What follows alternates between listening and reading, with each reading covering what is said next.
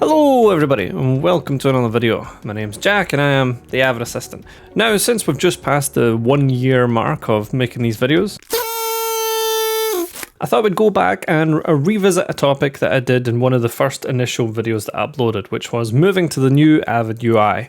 And in doing so, we'll be able to cover a few new things that have been added and changed since then in newer versions, as well as some things that I may have neglected and forgot to put in the initial videos. I had just started, it was my second video, I was just kind of ranting in front of a camera. And now that the new Avid is over 4 years old, more and more facilities and editors are finally starting to make their way over to it.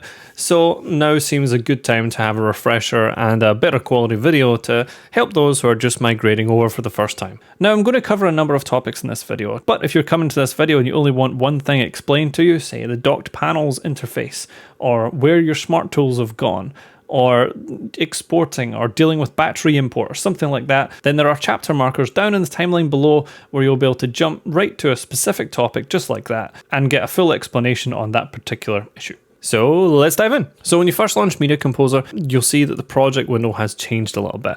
We now have poster frames, as Avid calls it, basically thumbnails representing the project that you're going to be working in. By default, these will just be showing the Media Composer icon in black and white. You can have these up like this in frame view, or you can have them in text view by switching over here. Now you can set these thumbnails to be whatever you like by loading up an image in the source or record monitors, right clicking and going set as poster frame, and you can update this as many times as you like. Outside of that though, although this may look slightly different, the project selection window is more or less exactly the same. We can go new project, tab over here.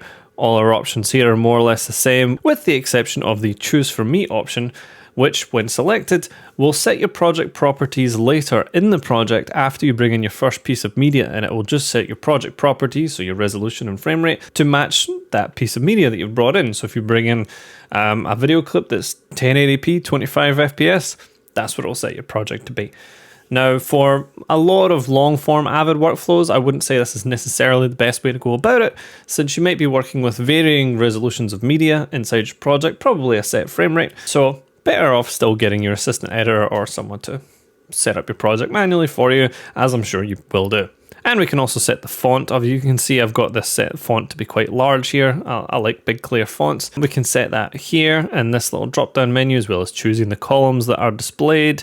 And when you're in frame view, you've also got this little slider, which will make the thumbnails bigger or larger. Now, one last thing to mention here while we're in the project window is the addition of this What's New button up here, which I think is a really great addition. And what it does is it shows you everything that's been added in each Media Composer release since the new UI debuted in 2019. So you can open up a little expanded menu of every release all the way back to 2019.6. and it will give you a list of all the new features that were added, as well as a description. Now, if you're just coming over to the new user interface, this can be a really great way of getting yourself caught up with all of the new features. There have been quite a lot, way too many to cover in one video. Now, I do have a series of videos that covers all the new features that are released in each version of Avid as they came out. You're more than welcome to check out there. All the features are demonstrated and shown off there.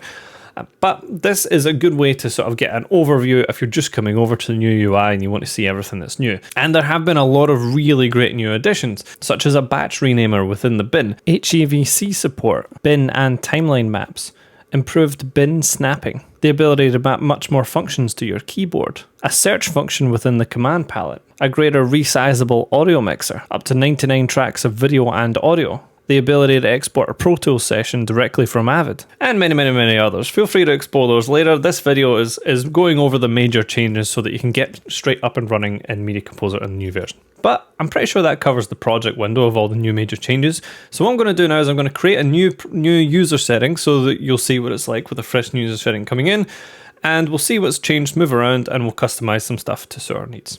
And creating a new user setting should be the very first thing you do when you go to a new version of Avid. That is definitely recommended. When you go to any new version, even if the user setting that you created was created on a version that only released a few months ago, I would still recommend creating a new one. You'll have a much better Avid user experience, much less buggy. So let's do that.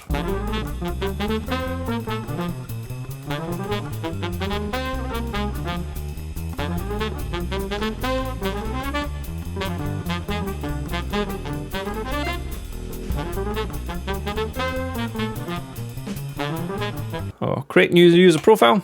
And we now also have the option, if you are transitioning from Adobe Premiere Pro, to click that option there. All it's really going to do is change the basic layout to put all the tools in Premiere where they are by default, and just have the layout look basically the same as the default Premiere layout. So not something I've really used beyond demonstrating it, but that option is now there for you if you're someone who edits in Premiere a lot and now you're using Avid.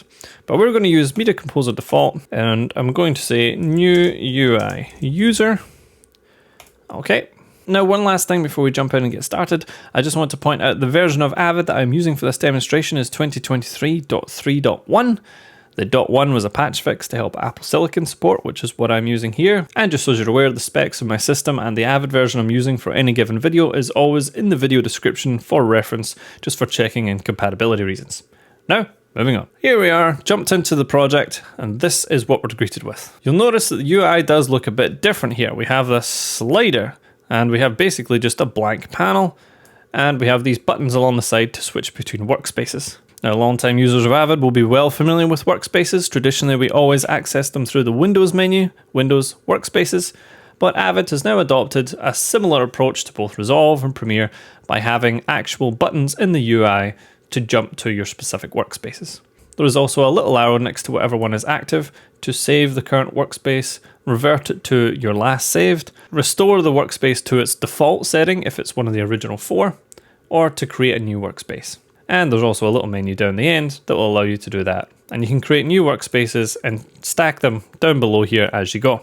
Now, you'll notice that my Composer window and my Timeline window aren't currently present on this monitor. This is because I am using a 2-monitor system here. The screen recording is on my left monitor, where I normally have my bins. I will move everything over to this window for the rest of this demonstration, but before I do, I just want to explain the new UIs and the docked panels and how it works. So here's a very quick introduction. So the long and short of it is that for each monitor that you will have something called a host panel, which is a big grey window that will fill the entire screen, and then you can dock your tools and your windows onto it. And the first window that you dock on will consume the entire window, and then as you add more tools, or Avid refers to them as panels, then they will begin to share the space, the space real estate of that host panel, and you can slide them around and choose how much space each tool is occupying in order to customize your workspace to look and feel exactly how you want it to. You can tab different tools to occupy the same space, and then you can just switch between them. You can resize stuff, you can have stuff hidden. Now, don't worry, the last thing I'm going to do in this video is show you how to configure the newer Media Composer to work just like the old one, if that's something that you actually want to do. But hopefully by the time we've finished this video and we've gone through how everything works, you'll want to give the new UI and the new methodology a shot. And who knows, you might even find it helps you work a lot faster than you used to. It certainly did for me. I've embraced it since 2019, and honestly, when I go into a facility and I find that they're on a 2018 version, I feel like I'm working with, one hand tied behind my back because I'm missing all the new features. But of course, that's each user's choice. That is the whole point of having all these features, that we can choose how to work and choose how to use them. All in all, the new UI just gives you a lot more options as to how you want to display your tools and how you want to work. Right, but that's enough verbal explanation. Let me demonstrate. Now, on my left monitor here, which is doing the screen recording, the only thing currently docked on my host panel is a bin container. Now, your default workspace should always have a bin container visible, and a bin container is your new way of displaying your bins in Avid. And a bin container is made up of a series of Avid bins tabbed on the right on this space here, and on the left there is what Avid refers to as your sidebar. And this sidebar is kind of a soft replacement for the project window. Now, again, you can still have the project window if you so choose, but this is another way of just browsing your project, selecting your bins, and finding your media. It will be attached to every bin container, and you'll be able to open your bins from here. So say I want to go into my source rushes folder, and I'm going to open all of my source picture bins. So I'll go day 1, day 2, day 3, day 4. And then these just get tabbed in that same bin container on the right. Now, if at any point I don't want to see my sidebar, if I want all of my bin container to just be showing my bins, then I can just grab the sidebar here and just slide it away. And then that's hidden. And then this space is just bins. And I can keep this view like that and have it only be displaying tabbed bins. That is no problem. I can keep that like that. But if you'd like to get your sidebar back to start opening up bins again at any point, just slide it back again. No problem. But I've mentioned this host panel thing a number of times now, so let's take a look at it. Now, this bin container here, this panel can be grabbed and moved and shifted around by grabbing this little purple name tag here. The little label for it that says bins up here. If I click and drag that out, then I can move it out of the host panel. So now I can move it to my other monitor. I can dock it into the host panel of the other monitor if I like, or I can move it generally wherever I like. And we can see now that I've done that, this is a completely blank host panel. There is nothing on it. So let's start putting some stuff on there. So I'll move my bins back first. And you can see the whole thing lights up when I bring it over because there's nothing docked there. So that's basically saying that as soon as I let this go, it's going to dock into that host panel. But you'll see how this changes when I bring something else in. So I'll bring in my timeline and put that on the bottom. So I'm going to click on the name tag on that, my other monitor, drag it over. And you'll see as I drag it over that these green areas light up around the monitor. And all of these green areas of the host panel is where I can dock my timeline. So if I threw it, say, on this part on the top, then the timeline gets through on the top and my bin containers are on the bottom. If I had done it on the bottom, then the reverse, it gets thrown on the bottom. If I had done it on the sides, it would have been stuck on the side, and that's how the space would have been split. And then once you decide where they are, you can slide the panels around and reconfigure how much space they're actually taking up.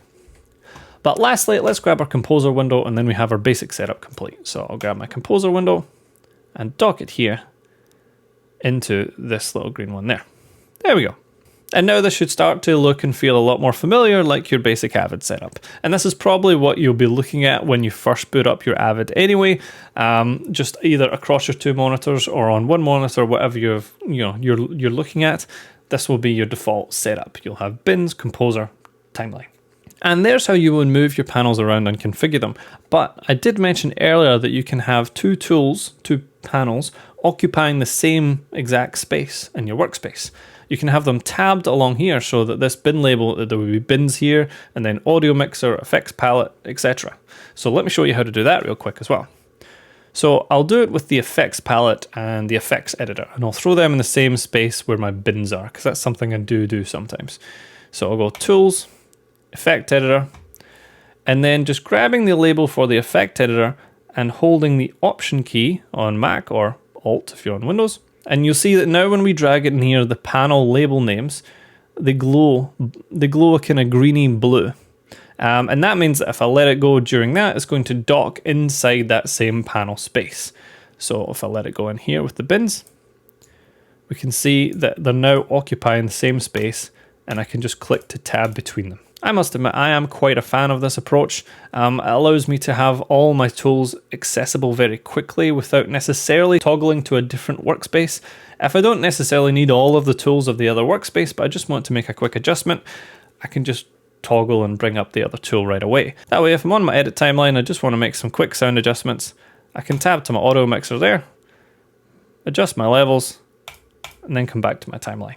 Right, now that's me completed reconfiguring my workspace for how I want it to look and show for the rest of this video on my left monitor where my screen recording's happening. So I'm going to come up here to where it says Edit, click the little arrow below and go Save Current. And since I have all this configured at this point, I no longer need the host panel on my other monitor, because at present when I'm in Media Composer, if I was working here, say I only ever wanted to work on one monitor and I wanted my other monitor to show something else, then I can disable the host panel on the other monitor so that it's not just showing all grey there. By going to Windows, Host Panels, and I can see my two there. My main computer one's, greyed out because I need to have that there. But my extra monitors, I can disable by just clicking that there. And now my other host panel's gone away. That's not in the screen recording, but I'll try and get a photo of it later on, and I'll splice that into the edit just now.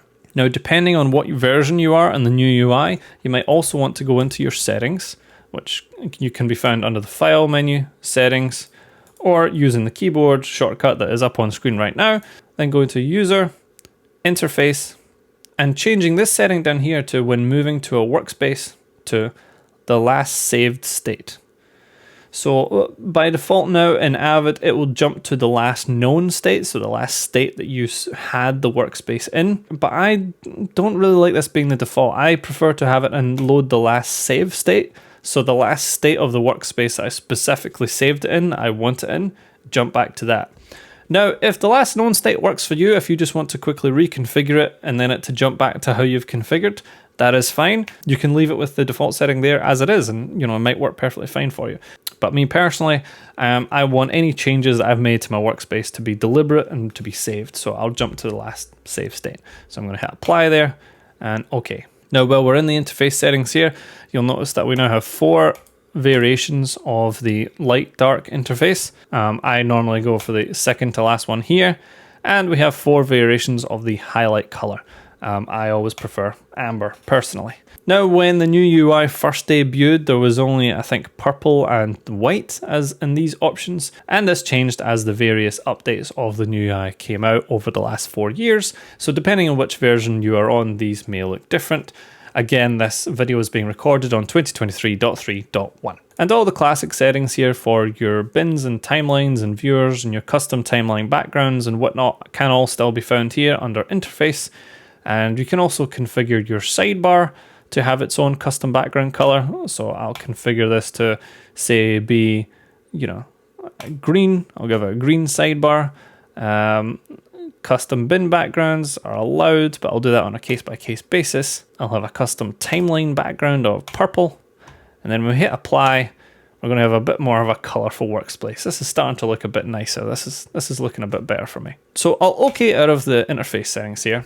And now you'll notice that this settings window here, this used to be tabbed in as part of your project window back in Avid 2018 and all the earlier versions.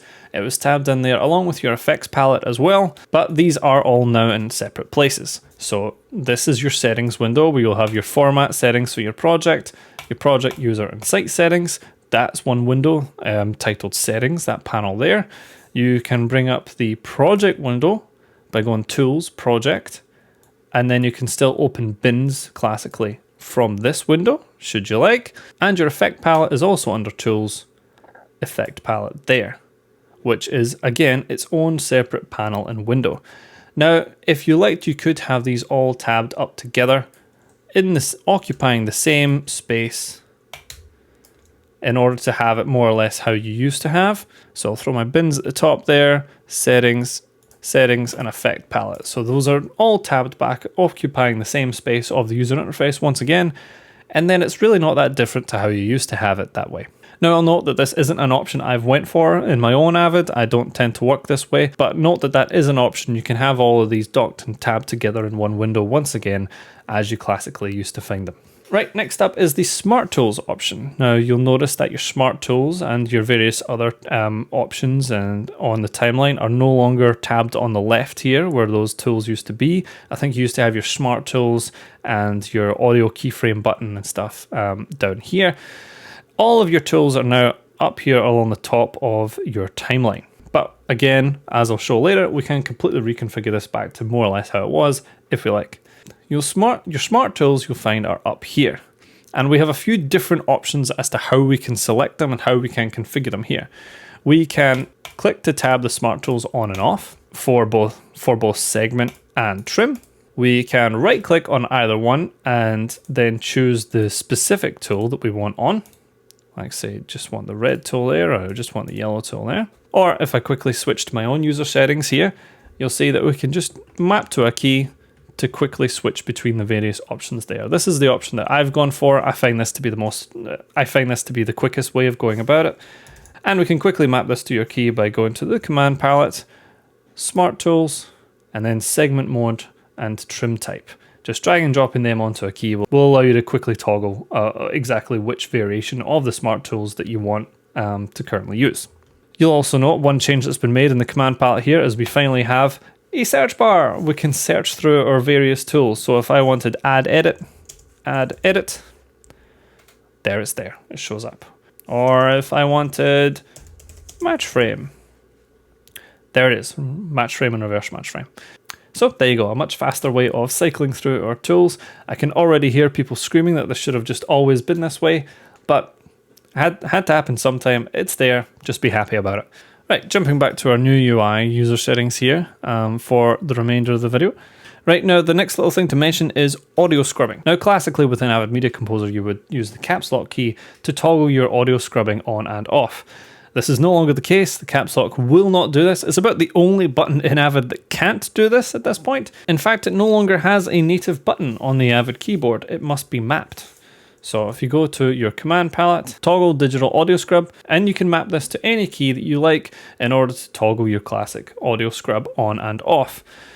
Now, the classic option, which I always used, and I've kind of just gotten used to it with my hand, was to hold down the shift key as I, jogged back and forth frame by frame to sort of check sync and have audio scrub on that way. That still works. We can still have, you can still hold down the shift key and move around, frames at a time to listen to audio scrub. That option's still there. But if you like to skim along your timeline and have audio scrub on, that's how you'll go about it. That's how you'll add it back on, is just to map it from the command palette. You'll see it's under the play tab, but if you're in the newer version that supports it, then you can just search for it in the little search bar here. Right, now the next point of discussion is going to be broken up into a few, but the main subject is the drop of the QuickTime engine from Avid Media Composer. Now this will differ depending on whether you're a Mac or Windows user, but it's a good thing to be aware of as editors, since we all go into facilities and we might not necessarily have control whether we're on a Mac or whether on Windows. It depends what the facility is using. But if you happen to be on a Mac, this will be much more of an issue than if you happen to be on Windows.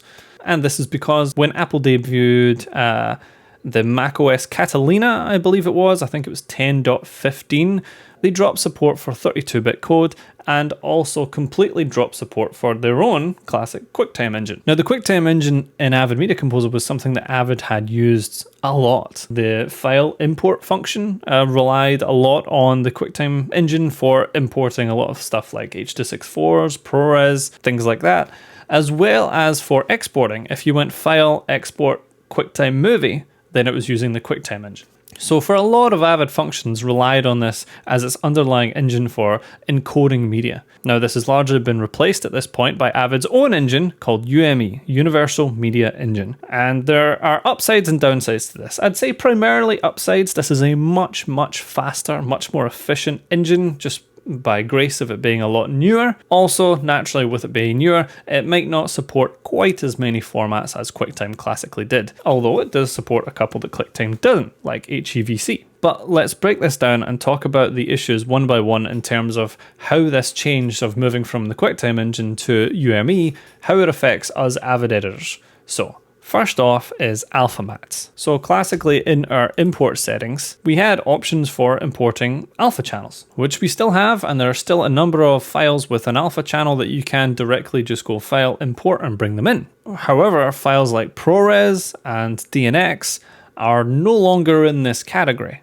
In fact, no new formats are probably going to be added to this category. The file import function is largely obsolete and disregarded, and I highly doubt is going to be upgraded or added to at this point. The methodology that is now strongly supported is Avid's linking, which historically was called AMA and now is just simply referred to as link. Yes, the most common formats of ingesting an alpha like ProRes, DNX, OpenEXR even, we can ingest through a link, and we can even transcode our alphas after linking them in and use them within our Avid Media Files folder as managed media as an alpha channel, which makes it more or less exactly the same as an import. Now, if it's more or less exactly the same, then you may be thinking, oh, well, what's the problem then? The problem is for people who have largely used the batch re-import function to batch replace, say, lots of graphics of alphas across their project, which is no longer an option. If you have linked media in, you can't use the batch re-import. Now, if this is a method you strongly rely on, let me offer two alternatives. First one being to try and get your graphics department or whoever's supplying your graphics to supply them as a PNG or a TIFF sequence. This will allow you to just file import them as you classically have done. So just slightly changing the format that you receive your alphas in will allow you to keep working in the same workflow you always have. If that's not an option, if you have to receive your graphics as, say, a ProRes with alpha, here's another way of going about it. Hey, Jack from the future here. So after watching back this recording and having some caffeine in me, I decided I really didn't like it. The presentation wasn't that great. I was getting really tired when I was doing this bit, and I decided that there isn't just two alternative ways of handling your relinking of batch motion graphics. That there's four. So let me show you the other three on top of the classic batch re-import using image sequences that we just mentioned. So first off is linking. So I'm going to link in an alpha here. See, I've got alpha test version 1. So here it is, it's linked in. You can tell that it's an alpha mat. I can throw that above a timeline like so. And we have our super awesome alpha test. Now, say I had a bin here with my alpha mats like I do, but say I had 10, 12, 40, 50, however many that I received in the first batch, and I want to relink them all to a new batch that have just been delivered to me. The quick and easy way, if we're only using linked media here, would be to select all, let me go right click, relink, and then select this new option here called linked media. And now we get a navigation window, but there's nothing here. And that's because by default up here, it's only going to look for offline clips because you're trying to relink. So we're going to change that to all media. Now there's only one in our selection, but if we'd selected 50, there'd be 50 clips here. So I'll select that. And then if I just go to locate media, we can go and select another clip as long as it has the same starting time code and duration, and we can force a relink to this specific different clip. So I'm going to select my version 2 here, and I'll go choose, linking file successfully. And now it's relinked to my separate version that has a different font color and a little sort of glowing sparky animation in the background. So there's method number 2, forced relink. Right, option number 3, live link. Right, so for this one, we're also going to be linking in an alpha, but then once we have it linked in, we're not going to have to do any relinks or battery imports or anything like that once we get an updated version. You'll see what I mean. So in my link settings, we just have to make sure that we enable live link, which is right here. I'll hit OK, and then I'll link in my alpha mat. You can see this one is a bit different just to distinguish it from the other two. We've got green font and a different kind of animation here. So I'll slap that on my timeline. And now I'm going to clear it from my source monitor and move to a different area of the timeline. I'll just hit save. And then I'm going to jump back to my motion graphics platform. In this case, I'm using Motion. And I'm just going to render out another version of this. Pretend this will be my updated version that's being delivered. So just for the sake of making this really easy to tell, I'm just going to disable the wacky animations and change the text color to good old Avid purple. So we'll go File, Share, Settings, ProRes 4444, Color and Alpha. And now what I'm going to do is I'm just going to overwrite the previous one in the exact same location with the exact same file name. So alpha test already exists. Do you want to replace it? Yes. Hit replace. When that's finished, I'll just come back to my Avid and I'll take a look at my sequence here. And you can see it's just updated automatically. This is because Avid is linking to the file externally in that location. And then if any changes are made to that file, like rendered out a new version in this instance, as long as the file name's the same, the information that Avid's using to link to it are the same, then those updates will just be reflected in your timeline. Now, just so that you're aware, if you do this while having that clip currently loaded up in your monitors, you might have to close your bin and open it again just for it to see the change. But you should actually be able to keep your sequence open as long as that particular clip is not currently loaded in the monitor. Then live link should work just fine. There have been a lot of improvements made to this in the recent version, so if you're going to try this, I would try to be on the most up-to-date version as possible. Although the feature has been around for a while, it does seem to be working a lot better now than it used to. Right, now time for method number 4 and my personal favourite, which is relinking but ignoring the version number. Let me demonstrate. So first, I'll load in my alpha test version 1 that we used earlier. And we can see that here we have our little jiggling letters in a yellow font. So here's our alpha number 1. And I could do the rest of this demonstration with it linked, but just to show you, I'm going to do what I would normally do, where I'll consolidate this into the Avid Media folder structure, just because I like to work with consolidated or transcoded media within Avid Media files. I just trust it a bit more than having everything linked. So I've got a consolidated file here, and I'll cut that onto my timeline. There we go, we have our yellow jiggly letters above our picture. Now what I'll do is I'll link in my updated version. Say I got a new version delivered, and I'll go link in version 2. We can see version 2 here is our blue one, just as before, with our little sparks behind. And I'll consolidate that too. Right, so here's my consolidated version. And now I'm going to do a special kind of relink on my timeline so that it's going to reference the new updated version 2 alpha, but I won't have to cut anything new in. And you can do this method that I'm about to do on 50, 100, however many alphas that you've brought in at once. So if you've just got a whole new dump of all your motion graphics, you could select them all and do this method that I'm about to show here. So you'd select all the new ones. In this case, it's just this one. Then go to your cut, right click, relink, managed media, which will bring up a classic relink window. Then I'm going to go selected items and all open bins. Make sure to select tape name or source file name. And then the important bit is down here. I'm going to, under ignore characters after last occurrence. And I'm going to put in here, just type _V. And what this is going to do is, if you look at the file names that I've got here, it's going to ignore everything that comes after the last instance of _V. So essentially it's going to ignore the version number and just relink to whatever you've selected. And because these are the same duration and starting timecode, the only difference between them is the version number in terms of the file metadata. So with this version 2 selected here, if I do my relink with the settings that we've just described, ignoring everything after _V, and I've deselect match case because I'd never find that setting to be particularly helpful. And I'll hit OK. You can see it relinks on my timeline. Super awesome alpha test. Success! Now I can sort of hear, in the future, people watching this video, I can hear the doubt coming off people about using this method, but I've used it many times and used it on big batches.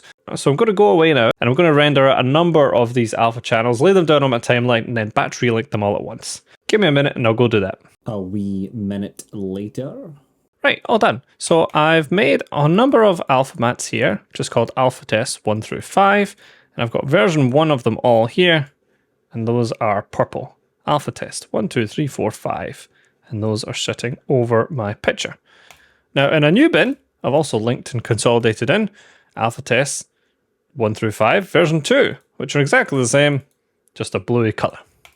So I'll relink this timeline and all of these alpha mats at once to these by just selecting all these in my new bin, in the new batch that's been imported, right clicking my timeline, go relink, manage media, same settings as before, tape name or source file name, ignoring everything after _V, hit OK, and boom. Alpha test 1, 2, 3, 4, 5.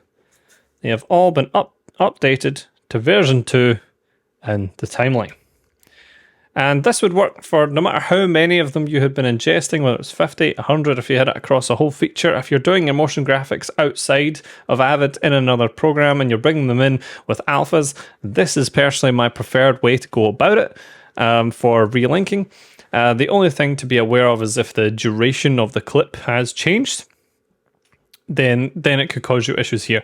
So the way around that would be to sort of set an accepted duration for your motion graphics, if it's like titles and things like that, and just always keep to that. If the edit changes, if the shot timing changes or something, then you might have to cut it in again. But at least this method would take care of all of the instances where that isn't the case, and then you could manually cut in those ones where the timing had changed. Now again, as a reminder, this is only really an issue if you're on macOS, since all the old tools with 32-bit code that have been purged in macOS are still available on Windows, and this includes the old title tool, which we'll talk about at the end, as well as the QuickTime Media Engine. So if you're on Windows, you can still file import away on all of your alpha files. Right, now another change to do with the new engine is exporting. Right, now this one won't take too long to explain. I'll just go to my export window, file, output, export to file. And now when I'm configuring my options here, you'll see at the top, under the drop-down menu of Export As, our classic QuickTime Movie is no longer an option for me. I'm using a Mac, and that option is no longer there. If you're on Windows, that option will still be there. However, if you're on Windows, I still strongly recommend you don't use it, because if you use QuickTime Movie, and you'll be able to configure it just as you always have within Avid, it's going to be significantly slower than if you use Avid's new engine, which you can use by coming down and taking MOV or MP4, depending on the container that you want to export in. So 9 times out of 10, I'm always exporting a MOV. And then you can come down and configure your settings, you know, your codec, anything from H.264, DNX, ProRes, AVC, MPEG, your data rate, whether it's constant or variable, the type of sound that you'd like, PCM or AAC. You can configure all of that here and then hit save and export it out. And you're going to have a UME export that is significantly faster. I've recorded this being 2.5, 3 times faster than if I'd done it on QuickTime Movie. Now, the one caveat of this is that we now don't have the option for a same as source export. You sort of can do it if you know the codec you've worked in. So if you've done DNX-LB, then you can configure a MOV export that's going to that exact same codec. And then if you do it that way, you'll notice that your export is significantly faster because it's not having to re-encode stuff. It's not quite the same as a same as source export. And if you're on Windows and you'd like to go to QuickTime Movie and, you know, configure a SAS export that way, obviously you're more than welcome to do so if you're just used to that method. I know plenty of Avid users were accustomed to doing a same as source export and then re-encoding from there to whatever else that they need. But I will admit I've fully adopted just doing MOV exports from Avid configured to the different specific spec that I need them to. Because with the new UME engine, it's just significantly faster. Way faster than if I had to export out of Avid and re-encode elsewhere. But this is one thing that I see all the time, and I'm just itching to point it out to people because I was in helping at a film school course in Glasgow, which is where I'm based in Scotland, and all of the Avids were on Windows, and people were exporting their projects using the QuickTime Movie setting, and it's just significantly slower and less efficient of an engine than UME. So you can all save yourself lots and lots of time with H.264 exports by just selecting MOV under your export as. And if this export is for a video streaming site or something like that, then you can change your codec to H.265 and export straight to that, and then you'll have a smaller file size but with the same video quality as well. Now, another thing to point out here about the drop of the QuickTime engine in macOS is that you can no longer import MP3s.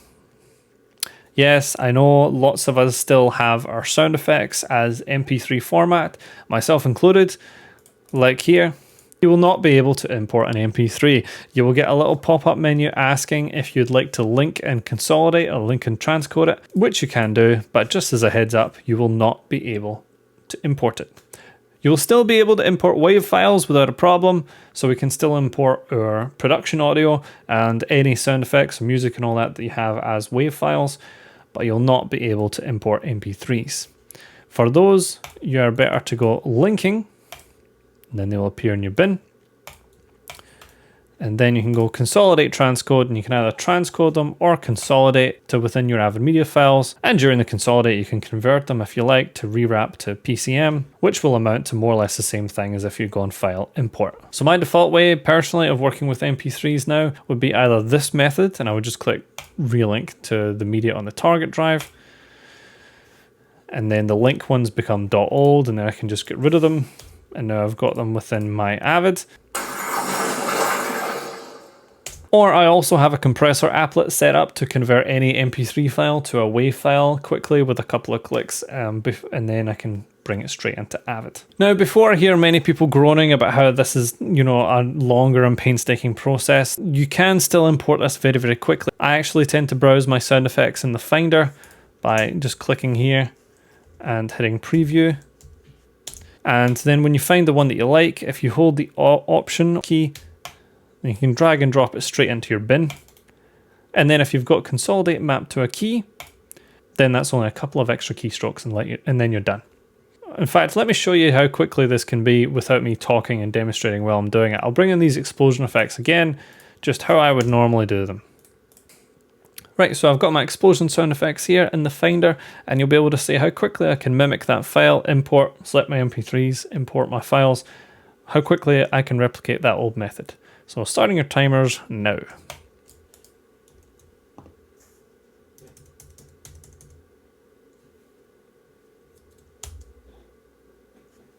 There we go. I would wager that's arguably just as fast, or maybe even faster than going File Import, especially since I'm already in the Finder using the spacebar preview option to select my sound effects anyway. Right, now the one more major change that I obviously have to point out, sort of the elephant in the room to mention, is the title tool. This again was sort of part of Apple ditching support for 32-bit code, which the old title tool application was, and Avid took this as an opportunity to build a new titler tool. It was going to work just like an effect, so it could be stretched up and down the timeline to any length that we wanted and not be limited, as you remember the old title tool was, to 2 minutes, I believe, of created baked media every time. It wasn't going to be reliant on specific media, it would just dynamically change as it was rendered. It also wouldn't be limited to 1080p resolution. It could scale and stretch to whatever resolution your project was. However, as is widely known at this point, there have been a series of issues with the Titler Plus rollout, from buggy behavior to lack of a lot of features that people are after, as well as confusing layout to some. Now, don't get me wrong, in the last 4 years of the UI, Titler Plus has improved drastically and is much better than when it first debuted, but it is still by no means perfect and is still being worked on. But let me give you a quick demonstration of the basics and the layout and how it looks. So here goes. So say I wanted a lower third to pop up on this shot. It was our first introduction of this character, and I want a lower third to sort of say who he is. So I would select a track for this to go onto, mark in and out that track, and then with that space marked, I would click this button here called Avid Titler Plus. And when you do that, it brings up the Titler Plus dashboard. Now this is the window to use when you're manipulating Titler Plus. There are some additional controls in the effect editor, and it is an effect, but in order to do most of the functions and the titling, you're much better off using the Titler Plus dashboard here. It's just a lot more logically laid out, rather than where they've put the controls in the effect editor. I find stuff quite hard to find.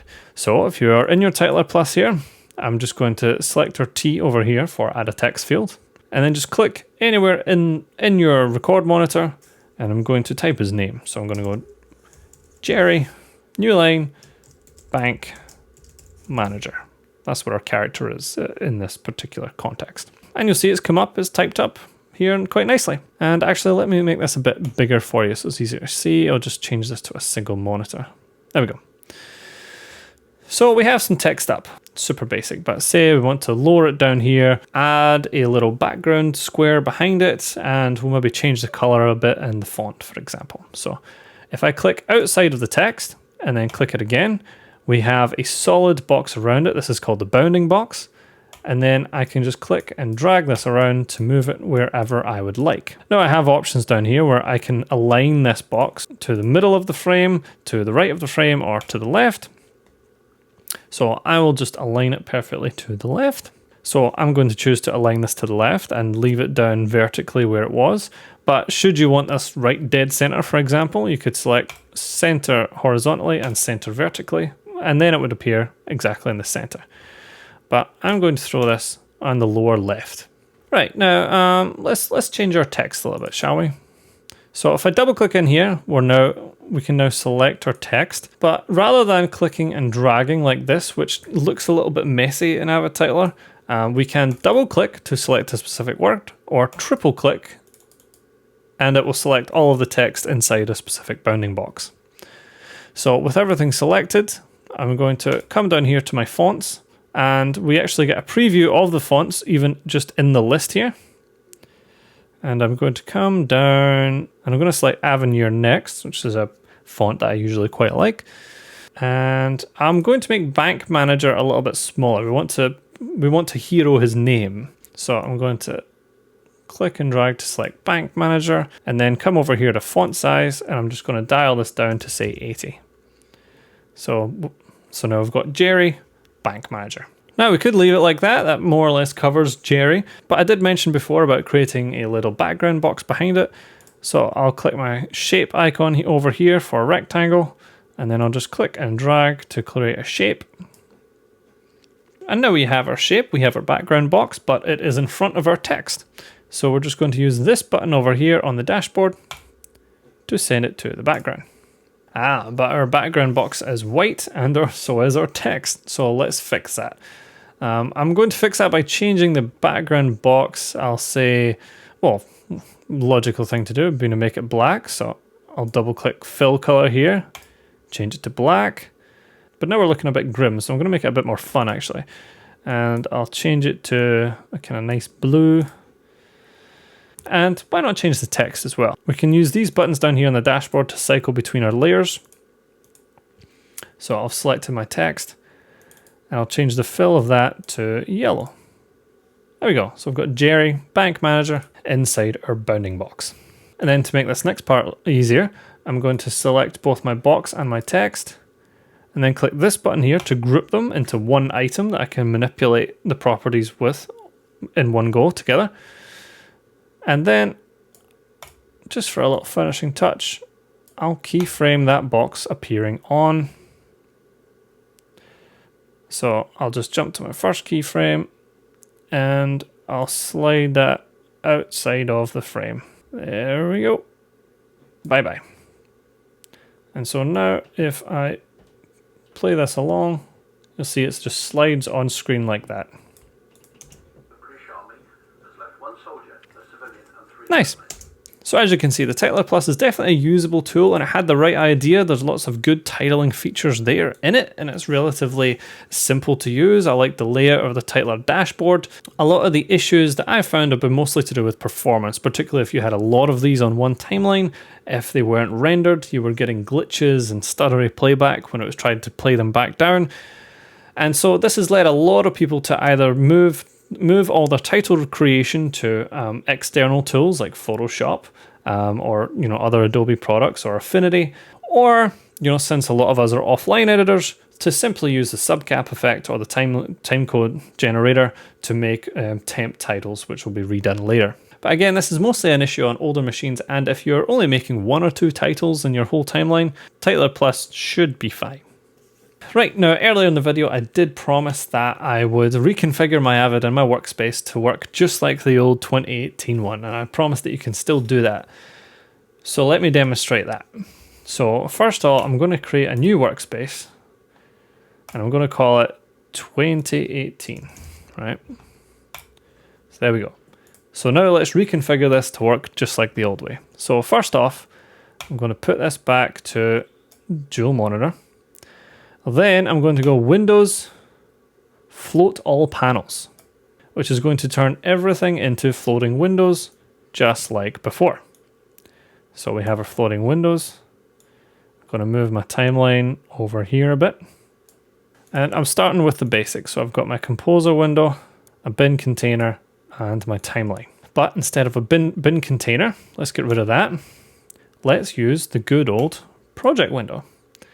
So I'll put that up here, like we used to have it. Then I'll grab my effect palette, dock that in there with that. And I'll also dock in there my settings window, since we used to have them all together. So I've got my project window, my settings window, and my effect palette. And I have my composer window and my timeline all floating around like we're used to. Then I'm going to manipulate a couple of settings. So first off, under user settings, I'm going to go to bins, and I'm going to say that creating a new bin or opening a closed bin floats the bin. So it doesn't tab it into any bin containers, it just opens the bin as a floating window the way it historically did. So with that set, it's going to float the bin. So I can demonstrate that here by going back to my project window, and I'll open a bin, and here we have a floating bin. Now, technically speaking, this is still a bin container and you can drag the sidebar across, but as long as you have that sidebar slid away and closed, you would never really know. This is just a bin on its own. So we can open as many bins as we like, and they will all float around with the good old chaos that we used to have in 2018 and earlier. And should we want to tab these together, we can still do that by grabbing the bin tab at the top here, holding our Option key, and tabbing these in together. So we could have one floating window that's just all of our bins. So I'll throw this down here just now.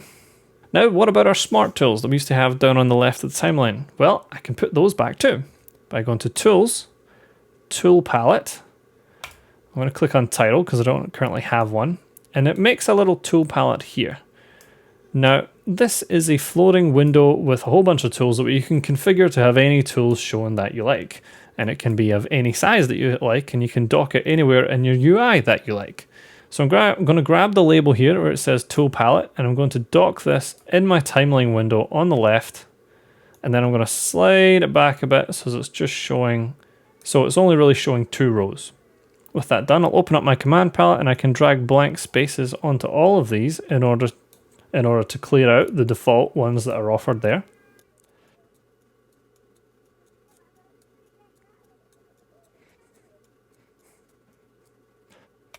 And then jump to my Smart Tools tab, and I can drag and drop my Smart Tools down here. So I'll put down my 2 mode buttons that I had here and demonstrated earlier. I'll put them at the top, and then down below I'll put the specific tools so that you can just click and directly activate what you'd like to activate, as well as some old ones that used to be here, like link selection toggle, transition manipulation, smart tool toggle, which will essentially allow you to click and activate everything and deactivate everything as it used to, and audio keyframe mode, which I believe used to be there in the old version as well. And you can continue to reconfigure all the buttons that you have on the top of your timeline here to your tool palette, rearrange them, put some here, put some there, wherever you like to put them, wherever you were used to put them. You can make it exactly like how it was in 2018, or you can rearrange it to a way that works best for you, which is what I'd most recommend. Customize it to how you want to work. Tailor your Avid to your way of working. But there you have it. That's more or less your classic Avid with your floating windows that you can move around. You still have your settings and your effect palette within your project window up here. We can open bins and have them float around. And I can even save this workspace, which will then allow me to go back and forth between my tabbed panel, modern UI, just like this, and my 2018 floating method. We can jump back and forth between the two, if that's how you want to work as well. So essentially nothing has really gone away. You just now have more options as to how you want to work. Now, I personally have fully embraced the modern panel UI. I find it really useful and more powerful with my Avid. I can do things a lot faster. But if you really want to have your floating windows back again, if you want your 2018 to work the way it used to, then as demonstrated, you can do that as well. Here, you can just go back to how everything used to be. You can still map your little smart tool toggle here, which will enable and disable everything. You can have your floating windows, you can have your project window, and you're all hunky-dory. I hope this video ended up being useful to some people. I think it should definitely be an improvement over the original video, not just in terms of, updating to the more modern way that I've laid out the videos, and I've learned a lot since then on presenting this information, but also there was some key information like audio scrub and other stuff that was left out of the first one that's been included here. So this should be a more comprehensive, overview if you're now just coming from 2018 Avid into the new one. So yeah, hopefully you found this useful. Thanks very much for watching, especially if you've made it this far. Thank you particularly to the Patreon viewers. And if you like this video, maybe consider giving it a like and a subscribe, or checking out the other videos that are on the channel. There's lots and lots of Avid Media Composer related information in terms of ingesting, syncing, script sync tutorials, VFX turnovers, all kinds of stuff, as well as overviews on all of the new features as each release comes. And there's even a video going through like a lot of my favorite new features since the new UI debuted. So there's lots of content there for you to have a look at, and I hope you do. And until then, I will see you in the next video. See you guys.